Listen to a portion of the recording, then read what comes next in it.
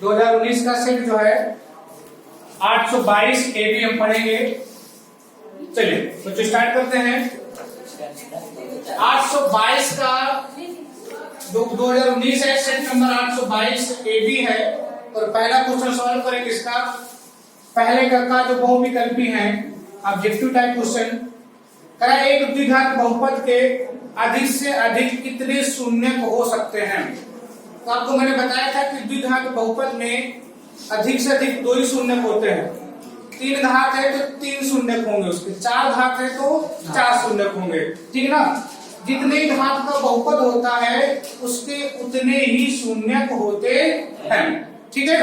जितने घात का बहुपद होगा, कोई भी पॉलिनोमियल ले लीजिए और उसकी मैक्सिमम पावर उस पॉलिनोमियल की जो होगी उसके उतने ही रूट्स होंगे, शून्य होंगे, ठीक है। तो इसका जो ऑप्शन है दूसरा सही होगा 2। यदि tan a बराबर, आपको कई बार बता चुका है, इसका खा नंबर देखिए बेटा। tan a बराबर कितना दिया हुआ है 4/3। तो कह रहा है सेट a की वैल्यू ज्ञात कीजिए। तो आपको मालूम है कि tan थीटा बराबर क्या होता है, लंब बटे आधार होता है। tan थीटा बराबर क्या होता है, लंब बटे आधार। n बराबर यहाँ पर क्या दिया है 4 और a बराबर कितना दिया हुआ है 3। तो k निकालना है तो k बराबर क्या होगा, स्क्वायर रूट के अंदर l square plus a square. तो स्क्वायर रूट के अंदर यहाँ पर हो जाएगा 4 स्क्वायर प्लस 3 स्क्वायर इक्वल कितना आ जाएगा 6, 4 चौक 16 मतलब 16 प्लस 3 3 9 इक्वल 25 बराबर क्या रहेगा 5। अब आपको क्या चाहिए बेटा, सेक a की वैल्यू निकालना है और सेक a बराबर आपको क्या होगा, कितना हो जाएगा कर्ण बटे आधार, ठीक है ना। सेक a बराबर क्या होता है कर्ण बटे आधार, और कर्ण की वैल्यू कितनी है 5 है और आधार कितना है आपके पास 3। ये आपका आंसर ऑप्शन जो होगा इसका थर्ड नंबर, थर्ड नहीं, हाँ कौन सा 4th नंबर सही होगा बेटा।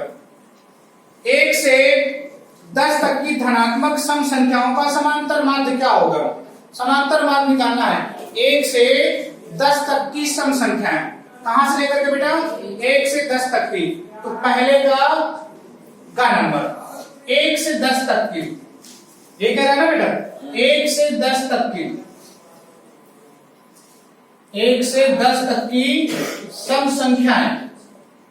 सम संख्या क्या हो जाएगी आपकी 2 4 6 8 10, इनका समांतर मान निकालना है।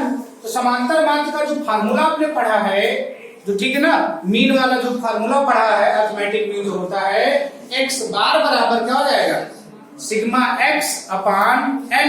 सिग्मा x क्या होता है टोटल एडिशन ऑफ टर्म्स, इन पदों का योगफल, और बटे नंबर कितने उसमें पद है, पदों की संख्या। तो नंबर ऑफ टर्म्स यहाँ पर क्या हो जाएगा x बार बराबर 2 + 4 + 6 + 8 + 10 भाई कितना हो जाएगा 5। और इसको सॉल्व करोगे आपका सॉल्यूशन कंप्लीट हो जाएगा। बात समझ में आ गई, क्यों होगा समझ में आ गई बात का। तो इसको यदि आप सॉल्व कर लेंगे तो सॉल्यूशन आपका क्या हो जाएगा कंप्लीट हो जाएगा। नेक्स्ट बेटा घ नंबर है शांत दशमलव संख्या में व्यक्त हो सकते वाली परिमेय संख्या होगी। आपको मैंने बताया था बेटा शांत दशमलव यदि किसी संख्या को व्यक्त करना है तो उसके जो हर डिनोमिनेटर है उसके जो प्राइम फैक्टर हो अभाज्य गुणनखंड वो किस रूप में होने चाहिए 2 के पावर n मल्टीप्लिकेशन 5 के पावर n के रूप में हो जाए। यदि किसी भी कोई भी फ्रैक्शन या परिमेय संख्या दी है, कोई परिमेय संख्या दी है और यदि उसके जो हर के प्राइम फैक्टर है अभाज्य गुणनखंड जो है वो किस रूप में हो जाए 2 के पावर n मल्टीप्लिकेशन 5 के पावर n के रूप में हो जाए, तो उसे हम क्या कह देंगे बेटा शांत आवर्ती बोलेंगे, हम भी बोलेंगे ना शांत आवर्ती संख्या उसको बोल देंगे हम, ठीक। तो पहले का जो घ नंबर है, पहले का घ नंबर 124 ये आपने दिया है। करेक्ट किस संख्या को, करेक्ट शांत दशमलव संख्या में व्यक्त हो सकने वाली परिमेय संख्या होगी, कौन सी होगी ये बताना है। तो 164 और 164 के फैक्टर में से 164 करो बेटा, क्या लिखा हुआ है देखो 30 का फैक्टर जो दूसरा नंबर दिया हुआ है, क्या दिया हुआ दूसरा 131/30। जब 30 के फैक्टर करोगे तो 5 गुणे 6, या यहां से 2 5 गुणे 3 गुणे 2, 5 और 2 तो मिल गए आपको, लेकिन 3 आ गया आपका। 5 और 3 तो आपको 5 और 2 मिल गए, लेकिन 3 यहां पर ज्यादा आ गया ना, जो कि वो कह रहा है कि 2 के पावर n मल्टीप्लिकेशन 5 के पावर n के रूप में होना चाहिए। ये तो है ही नहीं फिर आपका। इसका दूसरा नंबर जो है इसी का चेक कर लेते हैं। 227/625। 625 के जब फैक्टर करोगे तो क्या जाएगा बेटा? 5 गुणे 5, 5 5 25, 25 पंचे 125, 125 पंचे 625। अर्थात इसको लिख सकते हो 5 के पावर 4 मल्टीप्लिकेशन 2 के पावर 0। चौथा नंबर चेक कर लो बेटा। इसके जो दिया है 462 बटे ना 625, 625 बटे कितना दिया हुआ है? 462। इसके जब फैक्टर करोगे इसमें नहीं हो पाएगा। देखो ये तो हो जाएगा ना आपको। थर्ड नंबर 625 आपके इसके गुणनखंड दे रखा है इसने, ठीक है। तो इसका जो है ये हर के जो प्राइम फैक्टर है, देखो प्राइम फैक्टर भी है। पहली बात तो अभाज्य गुणनखंड भी होना चाहिए, तो वो भी है। और किस रूप में है? 2 के पावर n मल्टीप्लिकेशन 5 के पावर n के रूप में है। तो इसको क्या लिख सकते हैं? शांत आवर्ती लिख सकते हैं। इसको क्या लिख सकते हैं? इसको 227 बटे 625। बात समझ में आ गई कि नहीं आ गई? चलो नेक्स्ट। हाँ कोई बात नहीं, होता है। जो ये पहले का अंगा नंबर है ये आपके सिलेबस में नहीं बेटा, इस साल 2021 में नहीं आएगा ये। और 4 नंबर भी इस साल आपके सिलेबस में नहीं आएगा। दूसरे का नंबर बेटा, ये द्विघात समीकरण px² -2√5 px प्लस 15 बराबर 0 के दो मूल समान है तो p का मान ज्ञात कीजिए। जब किसी द्विघात अर्थात क्वाड्रेटिक इक्वेशन के जो रूट है वो इक्वल हो तो उनकी कंडीशन क्या होती है मालूम है? उनकी जो कंडीशन होती है वो क्या होती है बताओ बेटा? d जो है वो क्या होगा? 0 के बराबर होता है। तो जो आपका समीकरण दिया है दूसरे का नंबर, दूसरे का नंबर क्या समीकरण दिया है बेटा? px² -2 5 प्लस 15 बराबर 0 ये दिया हुआ है। और कह रहा है इसके जो रूट है दोनों मूल क्या है आपस में? बराबर है। दोनों मूल क्या है आपस में? बराबर है। तो मूल बराबर होने के लिए b² -4ac बराबर 0 होना चाहिए, नहीं होना चाहिए? मूल बराबर होने के लिए क्या होना चाहिए? b² -4ac बराबर 0, ठीक है। और यहाँ पर इसकी कंपेयर इस जो आपका द्विघात समीकरण दिया है इसकी कंपेयर किससे कराएंगे? ax² plus bx plus c बराबर 0। तो a बराबर क्या दिया हुआ है यहाँ पर? p। b बराबर क्या दिया हुआ? -2√5 p। और c बराबर कितना बेटा? 15। तो मूल बराबर होने के लिए जो रूट इक्वल होने चाहिए तो क्या पढ़ा आपने? मूल बराबर के लिए क्या पढ़ा आपने? b² -4ac = 0। अर्थात d क्या होना चाहिए? 0 के बराबर होना चाहिए। तो b की वैल्यू क्या है? -2√5 p का होला -4। a की वैल्यू कितनी है? p है। और c का मान क्या है? 15 बराबर 0, ठीक। इसका होला स्क्वायर बोल दीजिए तो 4 5 20 p² ही आएगा बेटा। जब इसका -2√5 मल्टीप्लिकेशन -2√5 ये माइनस क्या होगा? प्लस 2 2 क्या आ जाएगा? 4 और √5 = 5 p² जाएगा। माइनस के क्या आ जाएगा बेटे? 15 × 60 p बराबर 0। यहां से 20 p कॉमन ले लीजिए आप तो p हो जाएगा यहां पर और माइनस के 3 हो जाएगा इक्वल 0। एक तो 20 p बराबर 0 तो p बराबर क्या आ गए? 0, जो कि हमको नहीं रखना है इसको। आगे यहां से p -3 बराबर 0 और p बराबर क्या आ जाएगा? तो p की वैल्यू कितनी आ गई? ठीक। तो नेक्स्ट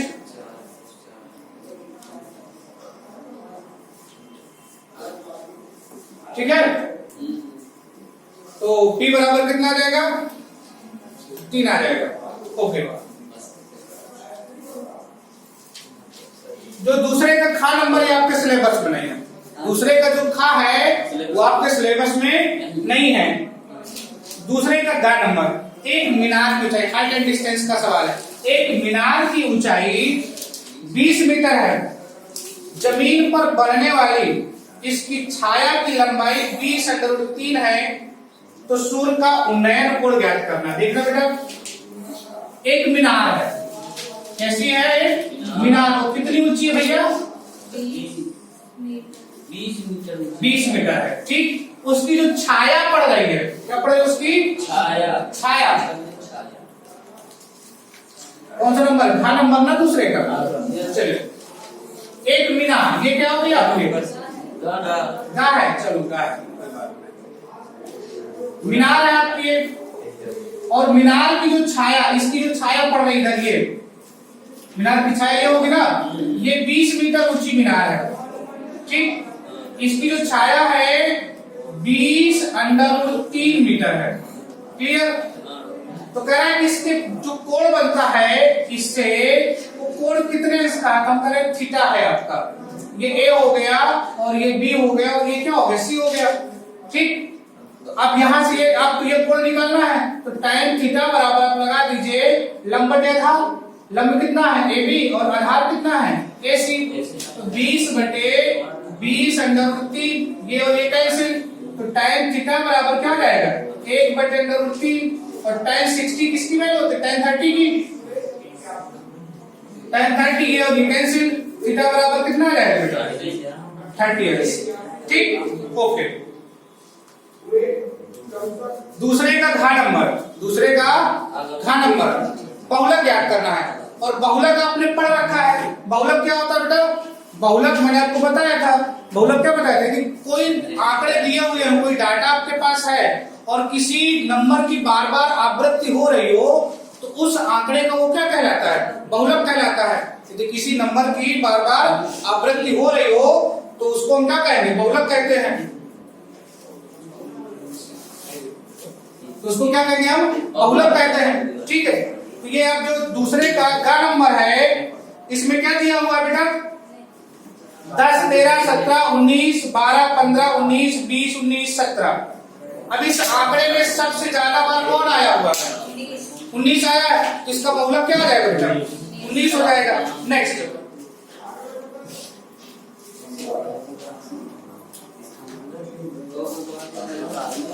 बेटा शांत, तो ये दूसरे का था कंप्लीट है, दूसरे का था। अब देखिए बेटा तीसरे तक का नंबर समांतर श्रेणी का सवाल है, जो कि आपके सिलेबस में वो नहीं है।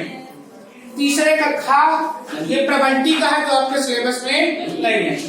तीसरे का घा नंबर, एक द्विघात समीकरण के मूल दिए हुए हैं, तो द्विघात समीकरण ज्ञात करना है। तो तीसरे का जो घा नंबर है, तीसरे का घा नंबर द्विघात समीकरण बनाना है, मूल दिए हुए हैं। मूल क्या दिए हैं, अल्फा बराबर कितना बेटा 3, अल्फा बराबर 3 और बीटा बराबर 1/3। करा द्विघात समीकरण बनाइए आप।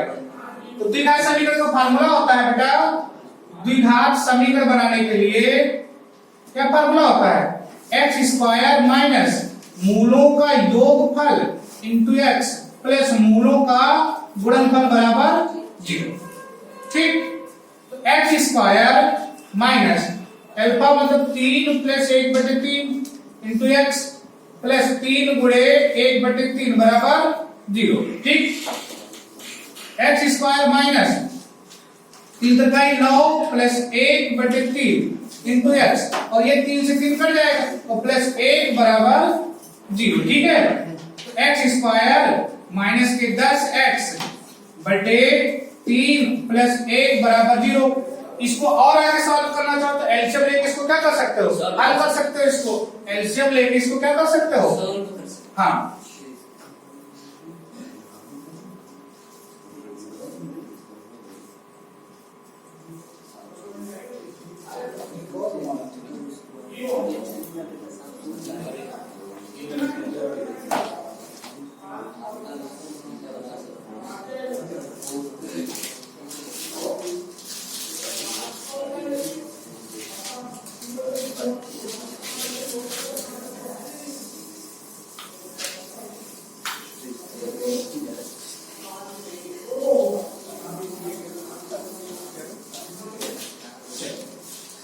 इसके आगे बेटा इसको सॉल्व कर देते हैं।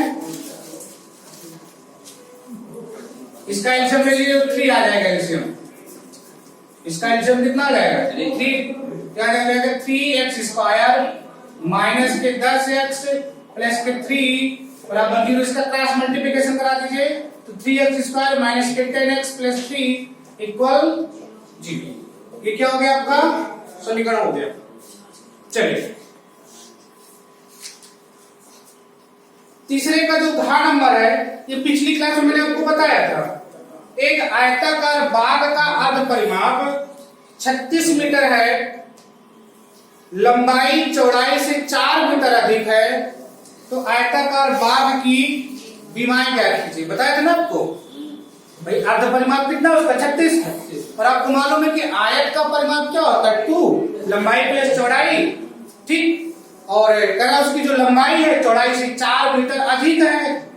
लंबाई कितनी अधिक है, यदि आप करना भी चाहो तो अर्ध परिमाप l प्लस b बराबर कितना दिया है 36 और कह रहा जो लंबाई है वो चौड़ाई से कितनी अधिक है 4। इस l की वैल्यू उठा के यहाँ पर रख दीजिए, b की वैल्यू निकल आएगी आपको आसानी से। ठीक है ना, तो जो तुम पहले पढ़ा चुके इसको। चलिए चौथे का क्या नंबर बेटा, चौथे का नंबर जो है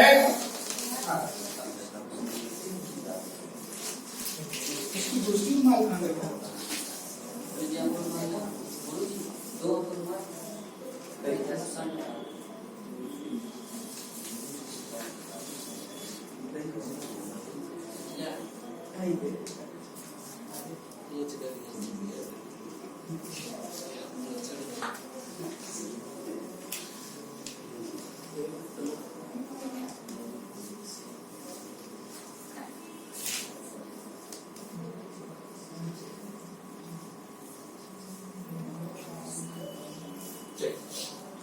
चौथे का क्या नंबर दिया हुआ है, करा है 2 प्लस अंडर 3। सिद्ध कीजिए कि अपरिमेय संख्या है। तो आपको पहले क्या करना पड़ेगा, मानना पड़ेगा ना कि माना यह एक अपरिमेय संख्या है और परिमेय संख्या आकाश के स्वरूप में होती है गुड।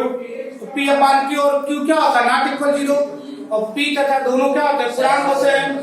और यहाँ पर जब मान के चलेंगे हम तो इनका एचसीएफ कितना होना चाहिए 1 होना चाहिए। तो मान के चलना है ना हमको, इनका एचसीएफ कितना होना चाहिए 1 या भाज्य होना चाहिए। तो यहाँ पर हम लेके आपको साल मतलब करवा चुके पिछली क्लास में, बहुत सारा बताया है यहाँ पर।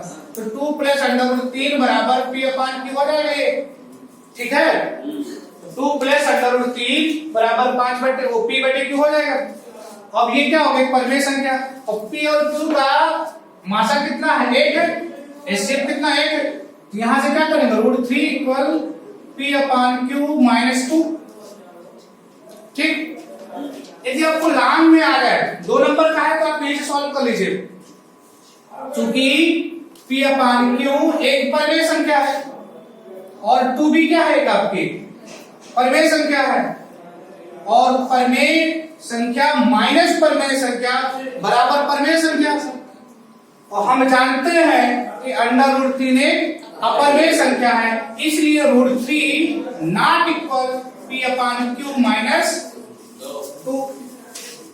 इसलिए ये भी क्या हो जाएगा एक अपरिमेय संख्या इरेशनल नंबर हो जाएगा। हाँ, यदि 6 नंबर में आ जाए तो अब यहां हल करने के बाद लेट √3 इक्वल लेके चल लेंगे और √3 को दिखा देंगे कि क्या है एक अपरिमेय संख्या। और जब √3 एक अपरिमेय संख्या दिखा पाएंगे तो इसको कह देंगे क्या है अपरिमेय। और समझ में आ गई ना, परिमेय और अपरिमेय कभी आपस में बराबर नहीं हो सकते। ठीक, नेक्स्ट सिद्ध कीजिए कि बेलन के आयतन का 2 गुना। बेलन के आयतन क्या होता है दिशा पाई r स्क्वायर h। तो कह रहा बेलन के आयतन का 2 गुना, बेलन के आयतन का 2 गुना। चौथे का बेटा क्या है नंबर है ना। तो बेलन की त्रिज्या कितनी r और ऊंचाई क्या h है। ठीक है, बेलन का आयतन क्या हो जाएगा, बेलन का आयतन कितना बेटा पाई r स्क्वायर h। तो बेटा आसान करें तो पूरा वो लिखना, जब परीक्षा में लिखना तुम्हारे ना कि माना बेलन की त्रिज्या बराबर r ऊंचाई बराबर कितनी है h है। तो बेलन का आयतन बराबर पाई आर स्क्वायर एच।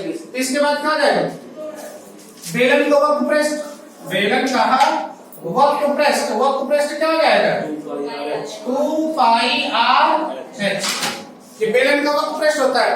तो कह रहा है कि आयतन का 2 गुना, इधर आयतन का 2 गुना बेलन के वक्र पृष्ठ और आधार की त्रिज्या के गुणनफल के बराबर है। तो बेलन का आयतन लिखेंगे यहां पर, बेलन का आयतन और उसका 2 गुना बराबर क्या हो जाएगा पाई आर स्क्वायर एच गुणे 2 बराबर 2 पाई आर स्क्वायर एच। अब कह रहा है कि बेलन का वक्र पृष्ठ, बेलन का वक्र पृष्ठ, बेलन का वक्र पृष्ठ और गुणे त्रिज्या दोनों आपस में बराबर होने चाहिए। बेलन का वक्र पृष्ठ क्या है 2 पाई आर एच गुणे आर बराबर क्या आ जाएगा 2 पाई आर स्क्वायर एच। यहां देखो बराबर कितना थी, समीकरण 1 और 2 बराबर प्रूव हो गया, 2 पाई आर स्क्वायर एच और 2 pi R square H. Okay, next चौथे का ग नंबर, चौथे का ग नंबर। आप लोग बेटा घरों में 2-3 अंशांश सेट की, जो मतलब ज्यादा नहीं कह रहा हूं, लगा सको तो बहुत अच्छी बात है, लेकिन यदि आप 3 सेट किताब बंद करके हल करते हैं तो लगभग आप बहुत सारा कोर्स कंप्लीट कर चुके हैं। उन्हीं सवालों को देखो बार बार सेटों में रिपीट हो रहे हैं सवाल, जो पिछली क्लास में पढ़ा है, अब पढ़ रहे हैं, जो और आगे पढ़ेंगे भी, तो वही सवाल बार बार रिपीट हो रहे हैं। तो यहां पर क्या दिया हुआ है कि sin 3a, sin 3a और कौन सा नंबर बताइए, चौथे का क्या नंबर है, sin 3a बराबर क्या दिया हुआ है cos a माइनस 26, ये दिया हुआ है। तो करेक्ट 3a एक न्यून कोण है, और आपको पता है कि न्यून कोण जो होता है कितने इसका होता है 90 से कम होता है। न्यून कोण कितना होता है 90 से कम। अब इसको सॉल्व करना है तो कर लीजिए बेटा, इसको चेंज कर देते हैं, cos 90 माइनस 3a बराबर क्या हो जाएगा cos a माइनस 26, ये और ये क्या होगा cancel, 90 minus 3a equal a minus 26, और क्या करते हैं 26 इधर लिया बेटा 90 और प्लस 26 इक्वल a और प्लस 3a बराबर यहाँ पर क्या हो जाएगा 4a और ये 6 9 2 11, तो a बराबर क्या हो जाएगा 116/4, 4 दूनी 8, 4 बचेगा 3 36 4 36, ठीक हो गया। उस बिंदु के निर्देशांक ज्ञात कीजिए जो बिंदु -1, 7 और 4, -3 को मिलाने वाले रेखाखंड को 2:3 के अनुपात में क्या कर रहे विभाजित कर रही है। तो जब आपको विभाजन बिंदु दिया हो तो अनुपात ज्ञात करते हैं। यहाँ पर उसने अनुपात दिया है और एक रेखाखंड के छोरों के बिंदु दिए हुए हैं जो किनारे के हैं, तो कह रहा है वो विभाजन बिंदु ज्ञात करो। तो आपको मालूम है कि अंतः विभाजन और वायता विभाजन, अंतः विभाजन का फार्मूला और वायता विभाजन का फार्मूला, ठीक देखते हैं यहाँ पर।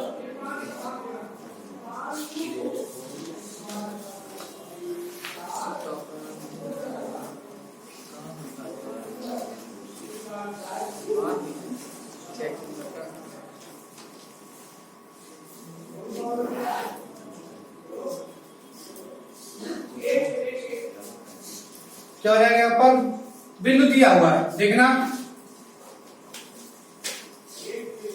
-1, 7, x में -1 और y में 7, 1 2 3 4 5 6 7 हम कह रहे हैं, यहां पर कोई -1, 7 है, ठीक। और फिर एक बिंदु है 4 का -3, x में +1 2 3 4 हो गया और -3 1 2 3, ये बिंदु कहीं यहां पर है 4, -3।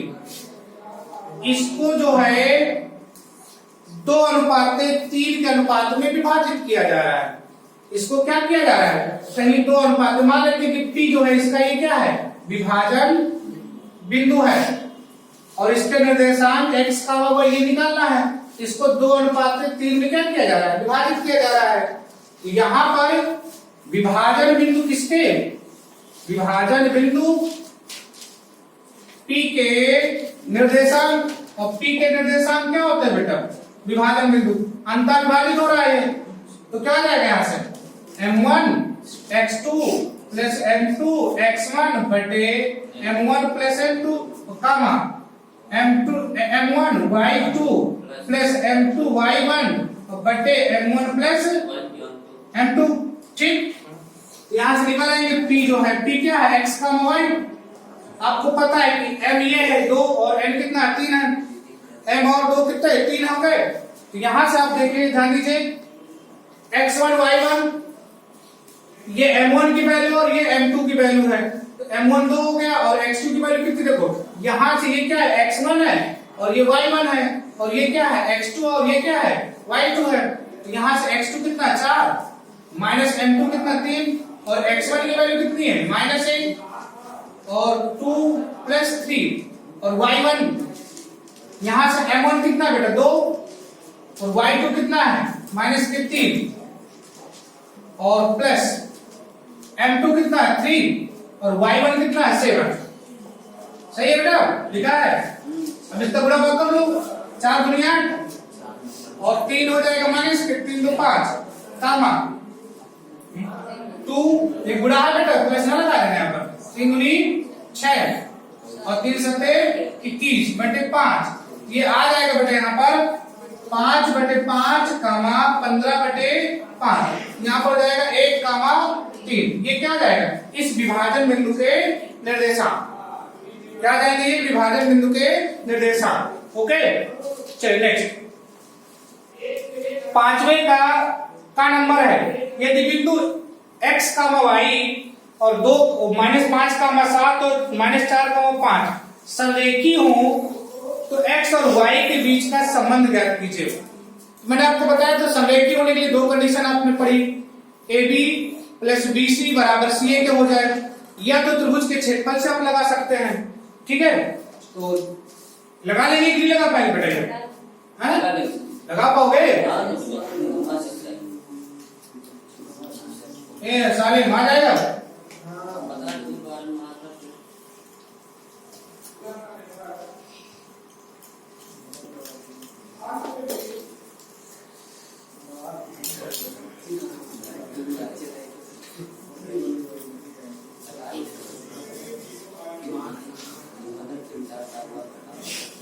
चलिए, यहाँ पर ये पांचवें का नंबर है, बिंदु दिए हुए हैं, बिंदु क्या दिए हैं x कामा y और जो b है वो क्या है -5 कामा 7 और c क्या है -4 कामा 5। यदि समरेखी हो, पहले से कह दिया है, ये पहले से कह दिया गया कि समरेखी है, तो समरेखी होने के लिए कंडीशन अब हमको चेक नहीं करना कि समरेखी, पहले समरेखी है, तो ये लिख सकते हो कि AB और प्लस BC बराबर CA, या तो त्रिभुज वाले सूत्र लगा दो। तो AB का मतलब होता है इन दो बिंदुओं के बीच की दूरी, BC का मतलब BC के बीच की दूरी, CA का मतलब इन दोनों के बीच की दूरी। या तो सीधे सीधे आप ऐसा लगाओ, x1 की वैल्यू कितनी है x ही है, y2 minus y3 7 minus 5 plus x2 minus 5 दिया है, y3 minus y1 5 minus y और प्लस 5 माइनस के 4 और यहां पर क्या आएगा y1 माइनस y2 बराबर 0। ठीक, तो इसका अंदर बड़ा करा दो बेटा, ये 2 बचेगा 2x आ जाएगा, -5 बचा 25 और प्लस के 5y और माइनस के 4y और प्लस के 28। ठीक है, तो 2x प्लस के y और 28 में 3 निकल जाएंगे, तो 25 तो कितना बचेगा प्लस के 3 बराबर, ये क्या हो गया आपस में संबंध आ गया। ठीक, नेक्स्ट बेटा सिद्ध कीजिए 1 प्लस 1 माइनस tan थीटा बटे 1 प्लस 1 माइनस cot थीटा का होल ऑफ स्क्वायर बराबर sec स्क्वायर थीटा। त्रिकोणमिति का सवाल है बेटा, चलिए नोट कर लेते हैं, इसको लगाते हैं।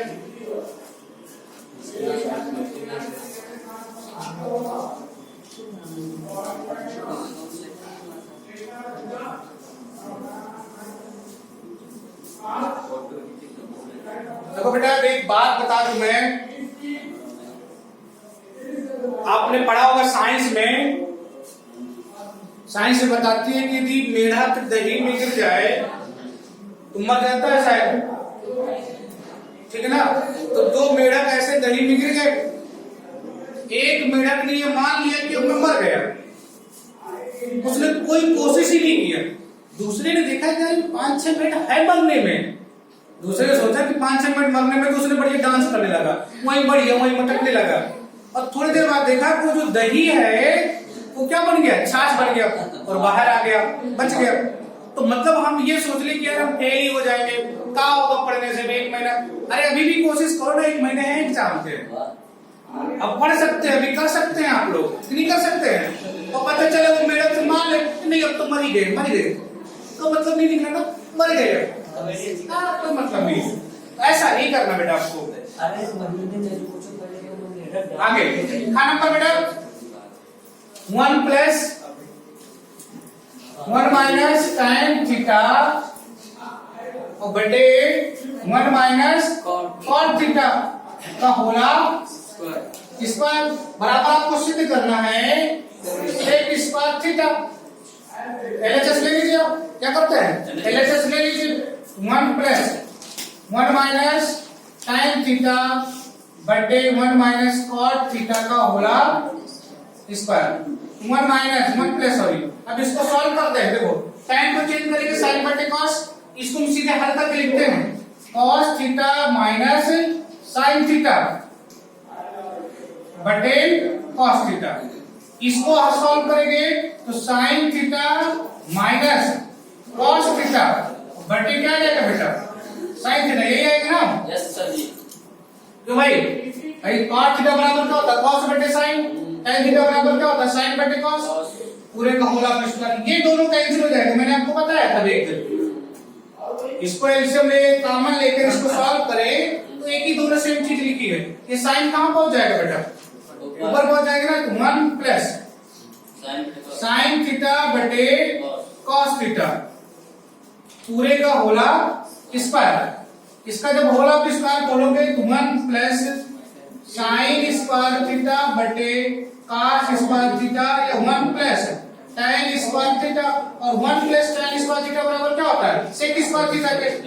यहां हो जाएगा sec square theta, hence prove बराबर RHS के। चलिए आगे 5वें का जो गा नंबर है वो आपके सिलेबस में नहीं है। 5वें का जो गा नंबर है वो आपके सिलेबस में नहीं है। इसके बाद 5वें का घा नंबर समांतर माध्य ज्ञात करना, ध्यान दीजिए, लगा रहे हैं इसको बेटा।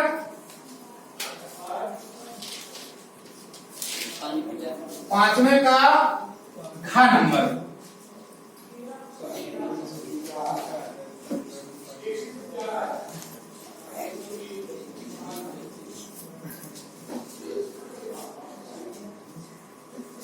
जो 5वें का घा नंबर है समांतर माध्य ज्ञात करना बेटा। क्या क्या करना आपको, समांतर मार्ग। वर्ग अंतराल दिया बेटा, वर्गांतर दिया हुआ है, वर्गांतर और बारंबारता ये दिया हुआ है। क्या दिया वर्गांतर, 0 से 10। ये बेटा 5वें का घा नंबर है, ठीक है। 10 से 20 कहां तक बेटा, 50 तक है। 10 से 20, 20 से 30, 30 से 40, 40 से 50 ये दिया हुआ है। और इसकी जो फ्रीक्वेंसी है बारंबारता वो क्या दी हुई है, 3 x 6 10 5। यहाँ सॉल्व करना है, इसको समांतर माध्य दिया हुआ है, x बार दिया हुआ है, तो पहले से यहाँ से xi निकाल लेते हैं। xi निकालने के बाद क्या बताया था, वर्गांतर में ये आपका निम्न सीमा प्लस उच्च सीमा बटे 2 कर देते हैं, तो ये 5 आ जाएगा। तो भाई ये 15 आ जाएगा, ये 25 आएगा, ये 35, ये 45, ठीक है। अब क्या करना है, fi मल्टीप्लिकेशन xi नहीं करना है ना। और ये fi दिया हुआ है आपका 3 बचे 15 x हो जाएगा, 25 छक्का 150, 35 दाम 350, 5 बचा 25, 500 को 20 तो 22। इसका योग कर लीजिए समेशन fi xi और इसका योग कर लीजिए fi। 5 5 5 10 की 0 हासिल एक बेटा 2 5 2 7 7 5 12 12 2 14 हासिल कितने बेटे 3 3 3 6 6 1 7 ये आएगा ना बेटे जोड़ भाई ये 3.5 150 4 500 हो जाएगा 5 2 7 ठीक सही है और प्लस 15 x हो जाएगा यहाँ पर इसका जोड़ करो 6 3 9 9 5 14 10 24 और प्लस के x ये भी जोड़ सही है ना चूंकि समांतर मान x बार बराबर क्या होगा सिग्मा fi xi बटे सिग्मा fi और x बार बराबर उसने क्या दे रखा है बेटा x बार बराबर 25 अंक है ये दिया ना समांतर मान 25 दिया हुआ है तो यहाँ पर रख दीजिए बेटा 740 प्लस 15x और सिग्मा fi की वैल्यू कितनी है 24 प्लस x इसका क्रॉस मल्टीप्लिकेशन कर दीजिए हल कर दीजिए x की वैल्यू निकल आएगी आप लोग कर पाओगे कि नहीं कर पाओगे 25 को 100 और 25 गुना 50 और 10 कितना हो जाएगा 60 600 आ जाएगा ना और प्लस के 25x बराबर 740 और प्लस के 15x आप ऐसा कीजिए 25x इधर लिखा रह दीजिए 15 को इधर ले तो माइनस के 15x बराबर 740 माइनस 600 ये हो जाएगा बेटा कितना 10x बराबर 0 4 1 ये आएगा ना तो बेटा 0 4 7 में 6 का 1 तो x बराबर आ जाएगा 140 बटे 10 बराबर 14 इस x की वैल्यू कितनी आ गई 14 ठीक बच्चों इस तरह ये क्लास आज समाप्त होती है तो ये आप लोग रेगुलर क्लास पाने के लिए वीडियो को सब्सक्राइब करते रहो चैनल को वीडियो को शेयर कर दो चैनल को सब्सक्राइब कर लिया करो तो सारे सवाल आपको और सारे सवाल यहाँ पर आपको मिल जाएंगे ठीक बच्चों।